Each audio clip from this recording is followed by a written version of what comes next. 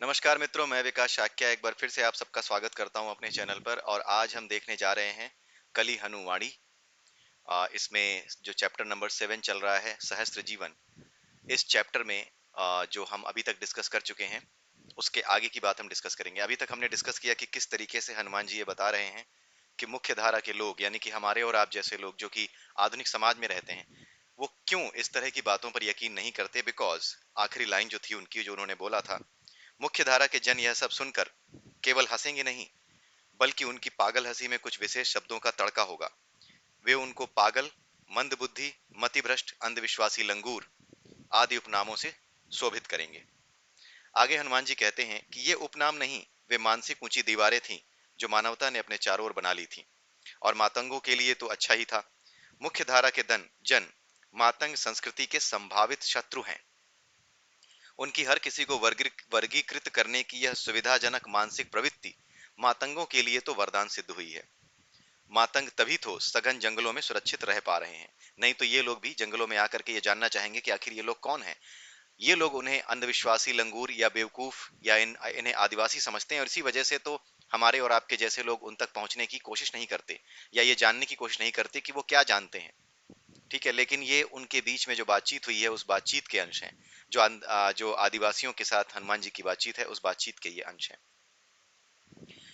और मैं आपको बता दूं कि ये जो किताब है, इस किताब में जो जैसा लिखा है कली हनुवाणी में, वैसा ही मैं आपके सामने रख रहा हूँ। इसमें मेरी तरफ से मेरा अपना कुछ नहीं है। यहाँ पर सारी चीजें जो जैसी लिखी हुई हैं वैसी ही आपके सामने रखी गई हैं। मातंग उन जनजातियों के भी आभारी थे जो पूरी तरह से समाज से कटी हुई नहीं थी। यदि कोई अत्यधिक उत्सुक मुख्यधारा का मनुष्य जंगलों में आ भी जाता है तो उन जनजातियों के चित्र खींचकर लौट जाता है। इस तरह वे जनजातियां मातंगों के चारों ओर सुरक्षा का एक घेरा प्रदान करती हैं। वे प्रकृति माता के चंडी रूप के भी आभारी थे। पहाड़ों द्वारा प्रदान की गई जटिल ऊंचाइयां और जंगलों द्वारा प्रदान की गई अभेद्य गहराइयां उनके लिए एक ऐसा सुरक्षित स्थान बना रही थीं जहां न कोई पहुंच सकता था और न ही कोई उनसे संपर्क कर सकता था। यद्यपि आकस्मिक संपर्क से नहीं बचा जा सकता था। दिसंबर 1974 की घटना ही ले लीजिए, जब सप्त कन्या पर्वतों पर एक विमान दुर्घटनाग्रस्त हो गया। जहां दुर्घटना घटी थी वह जगह मातंगों के डेरे के पास ही थी। इससे पहले कि मुख्यधारा के जन मृतकों के अवशेषों को लेने के लिए आते, मातंग अपना डेरा छोड़कर वहां से जा सकते थे। यानी अभी ये बताया जा रहा है कि मातंग वैसे तो सुरक्षित हैं कि कोई बाहर का आदमी आकर के इन्हें देखता नहीं है, लेकिन एक समय की घटना यहाँ पर बताई गई है 1974 की, जब एक विमान दुर्घटनाग्रस्त हो गया था पहाड़ों में। और सप्तगिरी जो पहाड़ियां हैं, जिसको यहाँ पर सप्त कन्या पर्वतों पर के नाम से जाना गया है, वहां पर एक हवाई जहाज दुर्घटनाग्रस्त हो जाता है। और लोग वहां पर, जो मुख्य धारा के लोग हैं, जिनके लोग वहां पे मारे गए थे उस हवाई जहाज में, उनको लेने के लिए जब तक पहुंचते, तब तक मातंग जो है वो वहां से जा चुके थे। यह दुर्घटना मातंग इतिहास का एक अहम भाग बन चुकी थी। जो इस घटना के साक्षी बने थे, वे मातंग अगले वर्षों में पैदा हुए मातंगों को यह कहानी बताते आ रहे थे। यह कहानी मात्र एक कहानी नहीं, अपितु एक ऐसा कड़वा फल थी जिसके भीतर गहरे प्रश्नों के बीज छुपे हुए थे। ऐसी भयावह दुर्घटनाएं क्यों घटित होती हैं? आत्माओं को ऐसी दुर्घटनाओं से होकर क्यों गुजरना पड़ता है जिनसे गुजरने की उनकी कोई इच्छा नहीं है? हम कभी नहीं चाहते कि हम ऐसी दुर्घटनाओं में मर जाएं, लेकिन ऐसा क्यों होता है? आत्माएं उन दृश्यों को जीने में असफल क्यों होती हैं जिनको वो जीना चाहती हैं? उस मनहूस विमान में सवार बेचारी आत्माएं तो अपने गंतव्य तक पहुंचना चाहती थीं, मृत्यु के मुख में नहीं। कुछ अति जिज्ञासु मातंग मनों में इससे भी गहरे प्रश्न उठ रहे थे। इस घटना के कुछ दिन पहले तक उनके चिरंजीवी गुरु उन्हें सर्वोच्च ज्ञान प्रदान कर रहे थे। हर 41 वर्ष पश्चात होने वाली उनके गुरु की इस यात्रा के समापन पर मातंग जन अपना स्थान बदल लेते हैं। यानी जब भी ये बातचीत होती है हनुमान जी के साथ मातंगों की, जो हर 41 साल बाद होती है, तो उसके बाद जो मातंग होते हैं वो अपनी जगह बदल लेते हैं। यह लंबे काल से चले आ रही उनकी परंपरा है। इसी परंपरा के तहत वे वैसे भी उस रात अपना डेरा बदलने वाले थे। यानी वो बाई चांस वो भी अपना डेरा उस दिन ही बदलने वाले थे, लेकिन उससे पहले यह दुर्घटना हो जाती है। परंतु उस दुर्घटना ने उनके पास कोई विकल्प भी नहीं छोड़ा था। उस स्थान को छोड़ने की इच्छा दो स्रोतों से उत्पन्न हुई थी। एक उनकी अपनी परंपरा जो उनके पुरखों ने बनाई थी, जिसका वे इच्छा से पालन करते आ रहे थे। दूसरी, उस दुर्घटना से जो उनकी इच्छा के बिना घटित हुई थी। प्रश्न यह उठता है कि वे उस रात अपनी इच्छा से उस स्थान को छोड़कर गए थे या बाहरी परिस्थितियों ने उनको बाध्य किया था। उन्हें परंपरा को इतनी निष्ठा से पालन करने के लिए बाध्य कौन करता है? उनकी मान्यता प्रणाली। हम कोई भी परंपरा जो हम फॉलो करते हैं कि हमारे यहाँ ये चलता है। हमारे यहाँ तो ये ट्रेडिशन होता है, शादियों में हम ये करते हैं, हमारे यहाँ लड़का पहले आता है तो लड़की पहले जाती है, तो पहले हमारे यहाँ कुंवर कलेऊ हो जाता है, तो पहले हमारे यहाँ जो है गहने चढ़ाए जाते हैं, उसके बाद वधू आती है।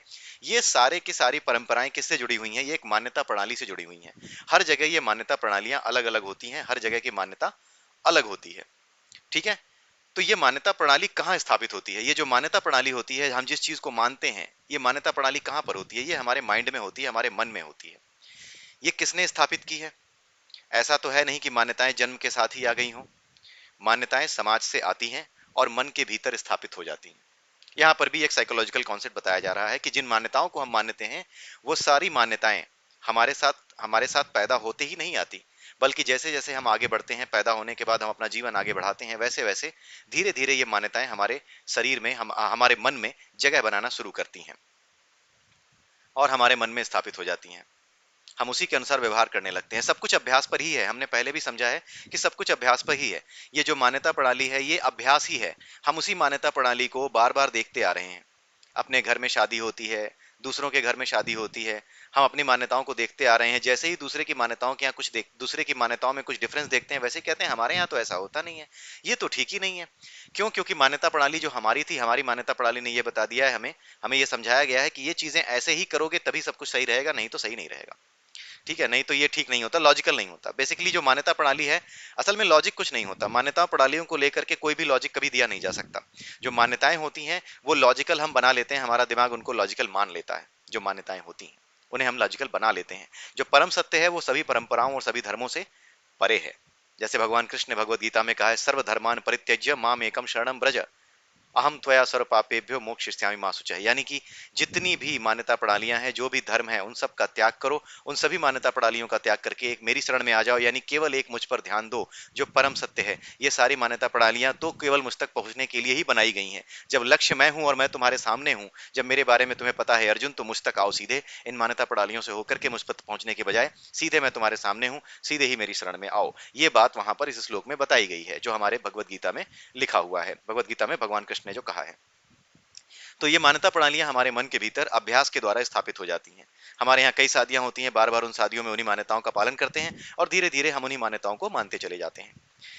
इसीलिए परंपराओं का पालन करने की उनकी इच्छा वास्तव में उनकी इच्छा नहीं है, उनके मन की इच्छा है, जो समाज ने रोपित की है। ठीक वही चीज जो असुरों के संबंध में हम पढ़ रहे थे। यहाँ पर समाज को असुर नहीं कहा जा रहा है, यहाँ पर वही बात बताई जा रही है कि जिस तरीके से सुर और असुर आपके भीतर एक इच्छा रोपित करते हैं, सुपर इम्पोज करते हैं, ठीक उसी तरीके से ये समाज भी मान्यताओं को आपके मन में सुपर इम्पोज कर देता है। मन पर रोपित यह इच्छा इच्छा उनकी आत्मा पर भी लद गई है। ये कॉन्सेप्ट समझने वाला है कि मन के ऊपर जो इच्छा लदती है, वो मन उठा करके आत्मा पर लाद देता है। जो आत्मा जागृत नहीं है, वो इन्हें लादे रहती है। जो आत्मा जागृत हो जाती है, आत्मा सदैव से अपने आप में सारा ज्ञान रखती है, सब कुछ रखती है, सब कुछ पता है, लेकिन वो जागृत नहीं होती। जब व्यक्ति इस संसार में फंसा रहता है, तो अपनी इच्छाएं वो आत्मा पे लादता रहता है। जब इन इच्छाओं को छोड़ देता है, जब इन वासनाओं को छोड़ देता है, वासनाओं को छोड़ करके अपना काम करना शुरू करता है। बच्चे तो पालने हैं, सबको पालने हैं, लेकिन डिटैच होकर के उन्हें पालता है, तभी जाकर के वो सही धर्म का पालन कर पाता है। जो डिटैच होकर के बच्चे नहीं पालता, उसके बच्चे किसकी तरह बनते हैं? अश्वत्थामा की तरह बनते हैं या फिर दुर्योधन की तरह बनते हैं। तो डिटैच होकर के अपने बच्चों को पालना, जहां आवश्यकता है वहां अपने से दूर कर देना। माँ बाप अपने बच्चों को सीने से लगाए रखना चाहते हैं, लेकिन जरा पुरानी सभ्यता देखिए हमारी, भगवान राम के बारे में देखिए, जब छोटे से थे तब उनका यज्ञोपवीत करके विश्वामित्र के साथ भेज दिया गया, गुरु विशिष्ट के साथ भेज दिया गया। वहां पर रह करके वो वहां पर सारी शिक्षा प्राप्त करते हैं। सारी शिक्षा प्राप्त करने के बाद 25 वर्ष की आयु में जब ब्रह्मचर्य आश्रम उनका पूरा होता है, उसके बाद वो वापस आते हैं और तब उनका विवाह होता है। तो इतने दिनों तक माँ बाप अपने बच्चे को अपने आप से दूर रखते हैं, अपने मोह को किनारे रखते हैं, और जो अपने आप को डिटैच रखते हैं कि बच्चों को सही से पालना उनका धर्म है, अपने आप से दूर भी रखना पड़े लेकिन उनके चरित्र का निर्माण करना उनका धर्म है। तो बच्चों को सुविधाएं देने के चक्कर में उनके चरित्र का निर्माण करना ना आप भूल जाएं। यही महाभारत और रामायण के जो कहा रामायण और महाभारत का जो इतिहास है, उसका यही महत्व है। उसमें यही समझाने की कोशिश की गई है, यही हमें शिक्षा मिलती है उस इतिहास से कि हमें क्या नहीं करना चाहिए।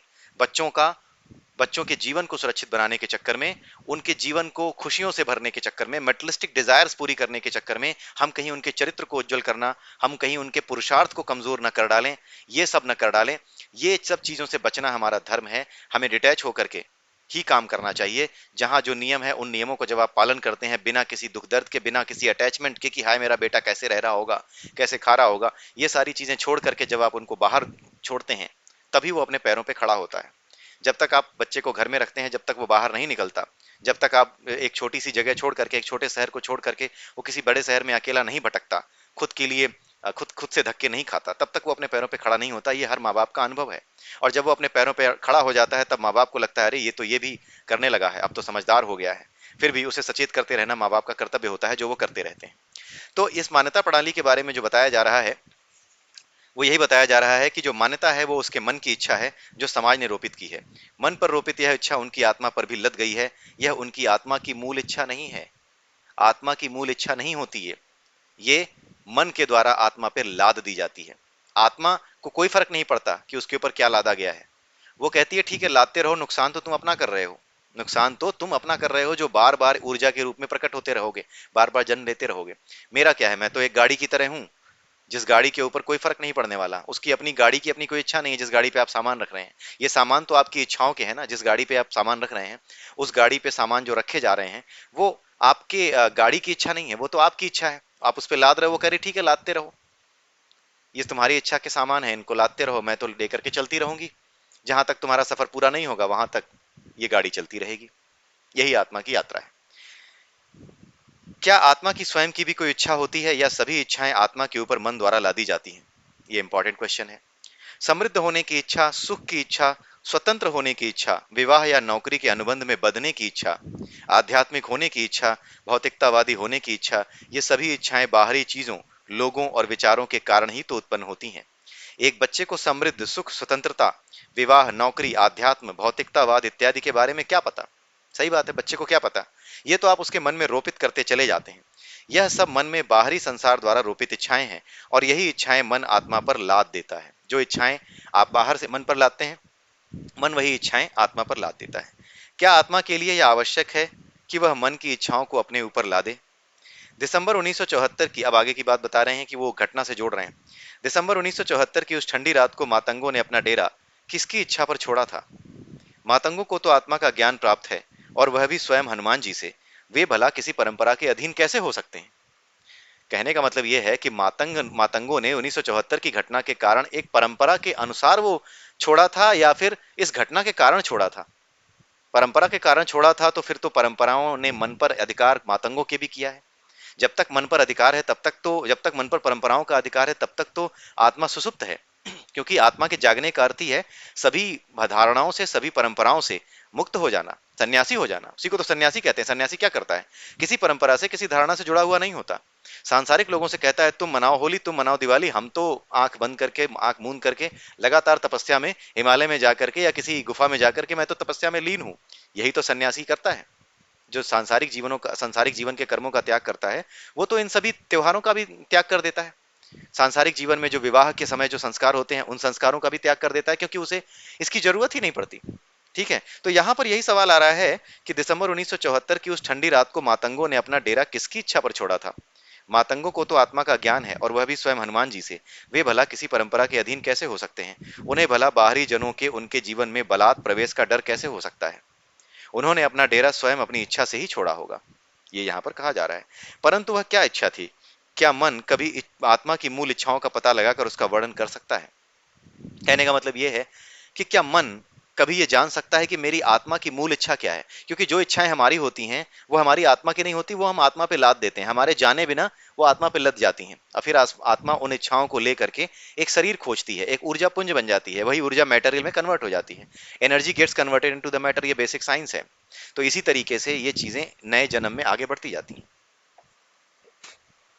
ये ऐसे गहरे प्रश्न थे जिन्हें उत्तरों की आवश्यकता नहीं थी। जिन्हें प्रश्न समझ में आ गए उन्हें उत्तर की अभिलाषा भी नहीं होगी। ये प्रश्न मानव मन की सीमाओं पर प्रकाश डालते हैं, जिससे कि मन स्वयं को आत्मा कहकर आत्मा को भ्रमित करना बंद कर देता है। ये प्रश्न इसलिए यहाँ पर सामने रखा गया, हनुमान जी कह रहे हैं, मतलब इस किताब में इसलिए लिखा गया है कि मनुष्य अपने मन को अपनी आत्मा न समझ ले। मन जो है वो आत्मा नहीं होता। मन में जो इच्छाएं हैं, मन में जो विचार हैं, वो आपकी आत्मा के विचार नहीं है, वो आपकी आत्मा का विचार नहीं है। आप अपनी आत्मा के विचार को जब तक आप मन के घेरे में हैं उसे आप जान ही नहीं सकते, ये यहाँ पे कहा जा रहा है। और ये ऐसा इसलिए, ये प्रश्न इसलिए सामने रखा गया ताकि लोग ये समझ सकें कि वो मन नहीं है, उनकी आत्मा, जिस जिस अपने आप को अगर आप आत्मा समझते भी हैं तो वो आत्मा आपका मन नहीं है। ठीक है, ये चीज है। इन्हीं प्रश्नों ने मातंगों की नई पीढ़ी को हनुमान जी से आत्मज्ञान प्राप्त करने के योग्य बना दिया था। अब 41 वर्ष पश्चात हनुमान जी पुनः उनके कबीले में उनके साथ थे। इस पीढ़ी में कुछ मातंग ऐसे भी थे जो हनुमान जी की पिछली यात्रा के समय बच्चे थे, इसलिए आत्मज्ञान प्राप्त नहीं कर पाए थे। जब हनुमान जी ने आत्मज्ञान देना शुरू किया तो नई पीढ़ी के मातंगों ने सोचा था कि हनुमान जी सबसे पहले सुरों और असुरों के ज्ञान के साथ ही उस दुर्घटना के बारे में उठ रहे प्रश्नों का उत्तर भी देंगे। परंतु गुरु जानते हैं कि किन प्रश्नों का उत्तर प्रत्यक्ष रूप से देना चाहिए और किन प्रश्नों का उत्तर अप्रत्यक्ष रूप से देना चाहिए। गुरु जानते हैं कि पहले कौन से रहस्य खोलने चाहिए और तत्पश्चात कौन से। हनुमान जी की वाणी से सुर और असुरों का ज्ञान सबसे पहले निकला और उसके पश्चात उन्होंने मुख्य धारा के समाज को विषय बनाया। वहां से सहस्त्रों मील की दूरी पर स्थित एक घर में अनीता नाम की जो महिला दरिद्रता की राक्षसी को समर्पित हो चुकी थी, आगे की हनुवाणी उसकी समस्या के समाधान पर ही आधारित थी। अनीता का जीवन विशेष रूप से अगले 4 घंटों में जो कुछ होने वाला था आपको बहुत ही महत्वपूर्ण रहस्य सिखाने का माध्यम बनेगा। हनुमान जी ने कहा। हनुमान जी कैसे दिखाई दे रहे थे इसका विवरण करना असंभव था, या यूं कहें कि यह देखने वाले पर निर्भर करता है। कुछ जन उनका वर्णन एक ऐसी विशाल आकृति के रूप में करेंगे जो सिर से लेकर पैर तक श्वेत बालों से ढकी हुई है। कुछ जन उनकी तुलना दूध जैसे श्वेत बादल से करेंगे। कुछ को वे मात्र प्रकाश की एक आकृति दिखाई देंगे। कुछ को वे प्रकाश की एक ऐसी अनुपस्थिति दिखाई देंगे जो इस संसार से मुक्ति पाने की इच्छा रखने वालों के लिए एक द्वार का काम करती है। और उनको देख सकने वाले कुछ जन ऐसे भी होंगे जो उनका वर्णन ही नहीं करेंगे। वे कहेंगे कि आत्मा के स्तर पर घटित होने वाली घटनाओं का वर्णन मन नहीं कर सकता। कदाचित वे इतना भी न कहें। हनुमान जी स्वयं अपने रूप का वर्णन कैसे करेंगे? उन्हें तो सभी सिद्धियां प्राप्त हैं, वो कोई भी रूप धारण कर सकते हैं और भक्तों को सहायता देने के लिए उन्हें कई रूप धारण करने भी पड़ते हैं, परंतु वे अपनी शक्तियां सांसारिक नियमों की सीमा में ही प्रयोग करते हैं। जो आत्माएं उन्हें अपना गुरु मानती हैं उनके लिए वे एक ऐसे रूप में प्रकट होते हैं जिनकी 3 विशेषताएं हैं। एक लंबी पूंछ, एक मनोरम आभा और एक विरूपित हनु, यानी टेढ़ी मेढ़ी जो हनु है, जो निचला हिस्सा होता है रीढ़ की हड्डी का, वो हनु, जो टेढ़ी मेढ़ी हनु है जिससे वो पूंछ निकली है, विरूपित हनु। इन तीनों विशेषताओं से जुड़ी 3 शाख हैं जो किसी भी सत्य के खोजी को सीखनी आवश्यक हैं। अब यहाँ पर यह बताया जा रहा है कि हनुमान जी के इस शरीर का मतलब क्या है, जो विरूपित हनु है उसका मतलब क्या है, उनके शरीर का मतलब क्या है। एक ज्ञानी और इस तरह का कि जो वानर हो। लोग तो मजाक उड़ाते भी हैं कि बंदर की पूजा करते हो। अरे आप हनुमान जी के विषय में जरा पढ़िए तो सही। आप हनुमान जी के चरित्र को जरा रामचरितमानस में जो सुंदर कांड है उस सुंदर कांड में उनकी बातें सुनिए तो सही। आप उस चरित्र को समझिए तो सही कि वो कितना बड़ा कर्मयोगी है वो चरित्र। उसके बाद आप बातें कीजिए। ठीक है, तो आइए देखते हैं कि इन बातों का क्या मतलब है। यहाँ पर सबसे पहले ये बताया जा रहा है कि हनुमान जी की जो लंबी पूंछ है, लंबी पूंछ यह स्मरण कराती है कि हनुमान जी वानर समाज में जन्मे और वहीं पर उनका पालन पोषण हुआ। यदि चेतना एक सीढ़ी है, यानी अगर हमारी कॉन्सियसनेस एक लैडर है, एक सीढ़ी है, तो वानर यानी कि जो कपि है, बंदर होता है, वानर होता है, वो चेतना के सबसे निचले सोपान से भी नीचे है। यानी मनुष्यों की जो चेतना होती है, जिसके बारे में हमने पढ़ा कि 7 तार होते हैं मनुष्यों के पास, और बानरों के पास 6 तार होते हैं। जैसे ही 7 तार होते हैं, बानर से मनुष्य के रूप में मनुष्य का जन्म होता है, जीव का जन्म होता है। तो ये जो वानर है वो चेतना के सबसे निचले वाले पायदान से भी नीचे है, यानी अभी वो खड़ा ही है। ये वानर की वो स्थिति होती है, और लेकिन हनुमान जी एक वानर हैं। परंतु योग साधना से हनुमान जी ने इस सीढ़ी को चढ़कर चेतना का उच्चतम से भी उच्च स्तर पाया, यानी जो इंसानों तक के पास नहीं होता वो ज्ञान एक वानर ने, हनुमान जी ने पाया, और वे देवत्व को प्राप्त हुए। इससे यह सीख मिलती है कि सत्य की खोज के लिए किसी महान वंश में पैदा होना आवश्यक नहीं है। फिर से रिपीट कर दूं, ये इसी किताब में लिखा है। जिन किताबों को या जिन ग्रंथों को आप ये कह करके तिरस्कृत करते हैं, लोग ये कह के तिरस्कृत करते हैं कि इनमें तो वर्ण व्यवस्था और लोगों के खिलाफ बहुत भेदभाव किया गया है, कभी एक पन्ना भी इन गधों ने उठा करके पढ़ा नहीं होगा।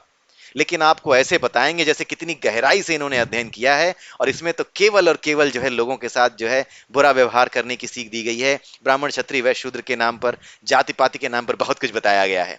यहाँ पर इस किताब में जो कि हनुमान जी के बारे में कही जा रही है, उस किताब में साफ साफ ये लिखा है, इससे यह सीख मिलती है कि जब एक वानर इतना ऊंचा पहुंच सकता है, देवत्व को प्राप्त कर सकता है, तो इसका मतलब यह है कि सत्य की खोज करने के लिए किसी व्यक्ति को, किसी जीव को, किसी महान वंश में पैदा होने की आवश्यकता नहीं है। ये इसी में लिखा है। तो किताबों को ढंग से पढ़िए, उसके बाद ही किसी चीज पर टीका टिप्पणी कीजिए। सुनी सुनाई बातों पर टीका टिप्पणी ये समझ के मत कीजिए कि जो कहा गया होगा और जो प्रचलित है वो सत्य ही होगा। जो प्रचलित है वो सत्य नहीं है।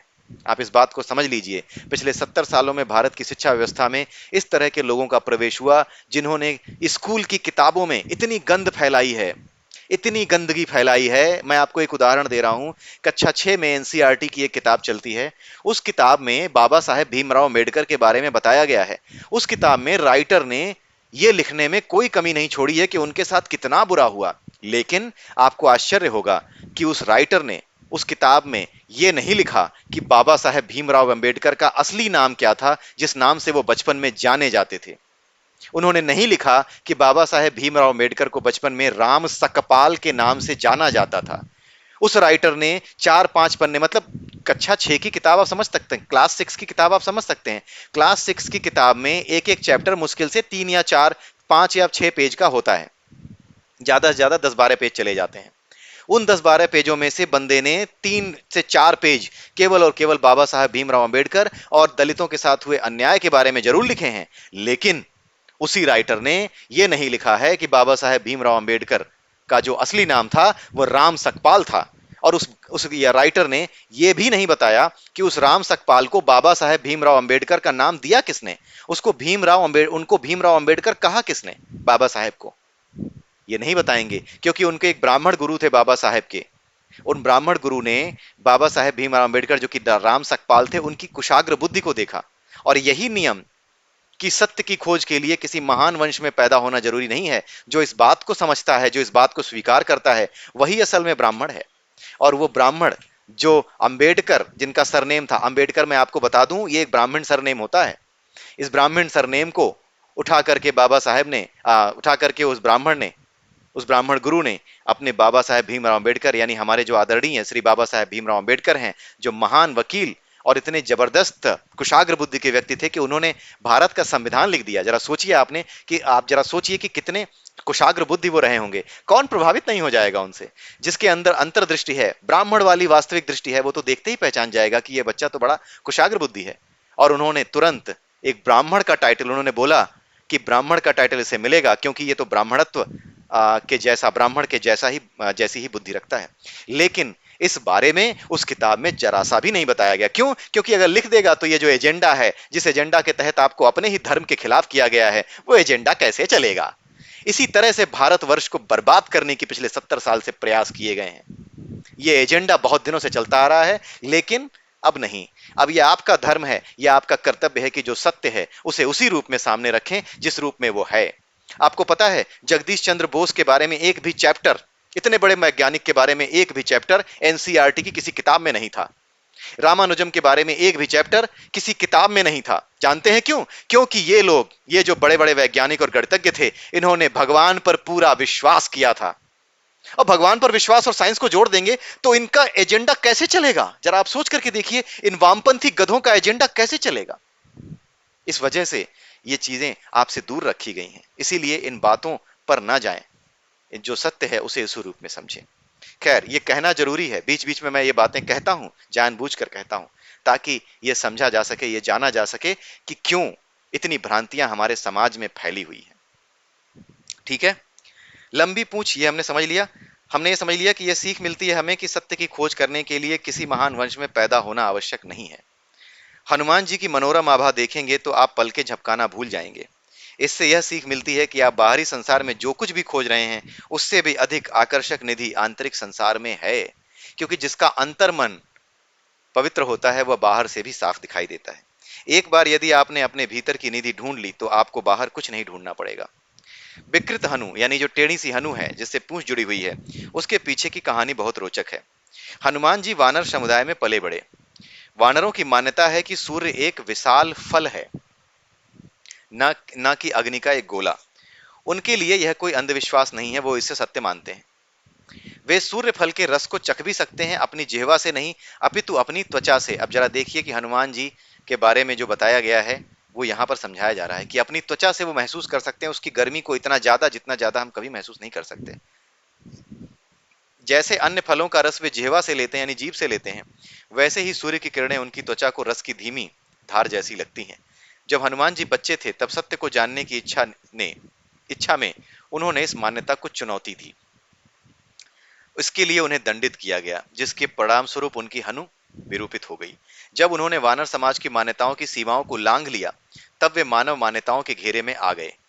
क्योंकि जब वो वानरों की योनि से बाहर निकले, यानी कि वानर रहते हुए वानरों से ज्यादा बुद्धि निकाल ली, मनुष्यों की बुद्धि के स्तर तक आ गए, तो वे मानव मान्यताओं के घेरे में आ गए।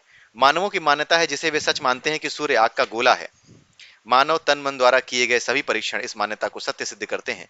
मानव मन द्वारा एकत्र किए गए सभी साक्ष्य और मानव निर्मित यंत्रों द्वारा की गई सभी गणनाएं इस मान्यता को एक तथ्य के रूप में स्थापित कर सकते हैं। परंतु युवा साधक हनुमान ने इस मान्यता को भी चुनौती दे दी। वे जानना चाहते थे कि मानव के तन मन की पहुंच से परे क्या है। वे हर मान्यता को चुनौती देते गए, अंततः उन पर आत्मज्ञान की वर्षा हुई। उन्होंने जाना कि वे एक आत्मा थे और आत्मा लाखों ढंगों से ब्रह्मांड को अनुभव कर सकती है। आत्मा लाखों प्रकार के किरदार धारण कर सकती है। मानव और वानर उनमें से केवल दो प्रकार हैं। विरूपित हनु सभी साधकों को भी ऐसा करने के लिए प्रेरित करती है। मान्यताओं को चुनौती दो। क्या कहा जा रहा है? मान्यताओं को चुनौती दो, चाहे समाज अथवा पूरी मानवता आपको दंडित करे, आपका उपहास करे, आपको अप्रिय नामों से संबोधित करे। विरूपित हनु अथवा अप्रिय टिप्पणियां एक बहुत ही छोटा मूल्य है, यदि आपको इसके बदले उस परम स्वतंत्रता के उद्यान में श्वास लेने को मिलता है जो मान्यताओं की मलिन बस्तियों से परे है। मान्यताओं को मलिन बस्तियां क्यों कहा गया है? क्योंकि मान्यताएं इसलिए मलिन बस्तियां कही गई हैं क्योंकि जैसे बस्तियां होती हैं या घर बनते हैं, उन बस्तियों को शुरुआत में तो बड़ा सुंदर रखा जाता है, धीरे धीरे जैसे समय बीतता है वैसे वैसे वे बस्तियां क्या हो जाती हैं? मलिन होना शुरू हो जाती हैं। क्यों? क्योंकि उन वो अब पुरानी हो रही हैं। उसी तरीके से महाभारत के समय में अगर आपने देखा हो तो कुछ मान्यताएं थी। वो मान्यताएं ये थी कि अगर पत्नी को दांव में लगा दिया है जुए में, तो और हार गए हो तो उसे आपको छोड़ना पड़ेगा, और जो उस आपकी उस पत्नी को धारण करेगा वो उसके साथ जैसा चाहे वैसा व्यवहार कर सकता है। और इसी का कारण थी महाभारत, और इसी मान्यता को चुनौती दे दी भगवान कृष्ण ने। उन्होंने कहा कि ये परंपरा ही बंद होनी चाहिए, इस परंपरा के तहत आप लोगों ने अपनी बुद्धि खो दी है। इसीलिए परंपराएं समय के साथ क्या हो जाती हैं? जब मनुष्य परंपराओं को धर्म मानने लगता है, यह समझना भूल जाता है कि परंपराएं धर्म के लिए बनी हैं, धर्म परंपराओं के लिए नहीं बना है। जब आदमी ये भूल जाता है तब ये महाभारत होती ही है, तब समाज में ट्रांजिशन होते ही हैं।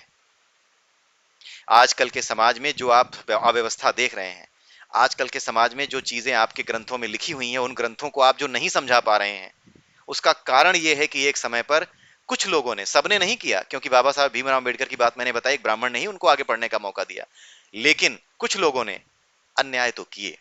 लेकिन उस वजह से ही आज के समय में हमें अपने ही भाइयों को, जो आज की डेट में एससी, एसटी, ओबीसी कई ग्रुपों में बांट दिए गए हैं, उनके बीच में और हमारे बीच में जो ब्राह्मण, क्षत्रिय, वैश्य, शूद्र के नाम पर खाई पैदा हुई है, उसको पाटने में बड़ी दिक्कत हो रही है। मैं एक सॉफ्टवेयर इंजीनियर हूं, लेकिन मैं इस चीज से इतना व्यथित था कि इसी चीज ने मुझे प्रेरणा दी कि चलो जरा समझा जाए आखिर वास्तव में इन ग्रंथों में क्या लिखा है।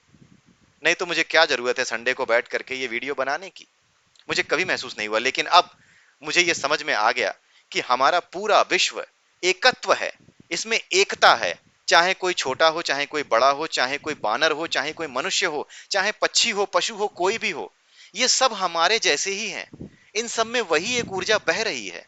इन सब की एकता को किस तरह से साबित कर दिया जाए, इस एकता को साबित करना ही सनातन है, यही सत्य है, यही धर्म है। इसी धर्म की खातिर हम सबको हमेशा प्रयास करने चाहिए। हम अपने जीवन में चाहे कोई काम कर रहे हो, चाहे आप सॉफ्टवेयर इंजीनियर हो, चाहे आप कितने बड़े डॉक्टर हो, कुछ भी हो, इस एकता के लिए प्रयास करना ये हमारे जीवन का एक बहुत महत्वपूर्ण कार्य होना चाहिए। हमें इस काम को अपने हाथ में लेना चाहिए, ये जरूरी है। ठीक है, अब हम देखते हैं पूंछ, आभा और हनुमान जी की तीनों विशेषताएं मुख्य धारा के समाज में चप्पे चप्पे पर पाई जाने वाली उनकी मूर्तियों में भी दिखाई पड़ती है, परंतु भक्त इनके पीछे का पाठ भूल चुके हैं। वो जाते हैं भगवान की पूजा को एक पैरासिटामोल की गोली की तरह समझते हैं कि अगर हम भगवान की पूजा करेंगे तो हमारा ये दुख दूर हो जाएगा, हमारा वो दुख दूर हो जाएगा। लेकिन वो इसके पीछे का सत्य नहीं जानते। हनुमान जी ने अनीता के बारे में अपने जंगलवासी शिष्यों को बताते हुए कहा, अब से लगभग 4 घंटे में वह सामान खरीदने के लिए एक विक्रय केंद्र में पहुंचेगी। इसलिए हमारे पास इस बारे में चर्चा करने के लिए मात्र 4 घंटे का समय है कि देवता अनीता की आत्मा की सहायता करने में असमर्थ क्यों हैं। सबसे पहले हम अनीता के प्रति अपनी कृतज्ञता प्रकट करेंगे, क्योंकि उसके दुख का कारण आपको ज्ञान प्राप्त करने में सहायता हो रही है और मुझे ज्ञान प्रदान करने में, ये हनुमान जी ने कहा। तो आई होप आप जो है इस चैप्टर के अभी तक के भाग में जो भी चीजें जरूरी हैं वो समझ पाए होंगे। अगले भाग में मेरा प्रयास होगा कि मैं इस चैप्टर को पूरा समाप्त कर दूं, नहीं तो अगले के अगले भाग में तो ये समाप्त हो ही जाएगा। तो बने रहिए हमारे साथ हमारे चैनल पर। और भी अच्छी चीजें, वेदों उपनिषदों से जुड़े हुए पाठ, ये सारी चीजें आपके सामने आएंगी। और बिल्कुल भी इसे ऐसा मत समझिए कि हमारा उद्देश्य हिंदू धर्म का प्रचार है। हमारा उद्देश्य सनातन वास्तविक सत्य का प्रचार है। हमारा उद्देश्य है संपूर्ण जगत में एकत्व जो है, जो यूनिटी है, जो इंटीग्रिटी है, एक ही ऊर्जा जो हम सभी के भीतर से होकर के बह रही है, अपने भीतर करुणा को पैदा किए बिना, अपने भीतर कंपैशन को पैदा किए बिना हम उसे जान नहीं पाएंगे। इसी के साथ आप सबसे मैं विदा लेता हूं। जय सिया राम, जय श्री कृष्णा, जय श्री राधे।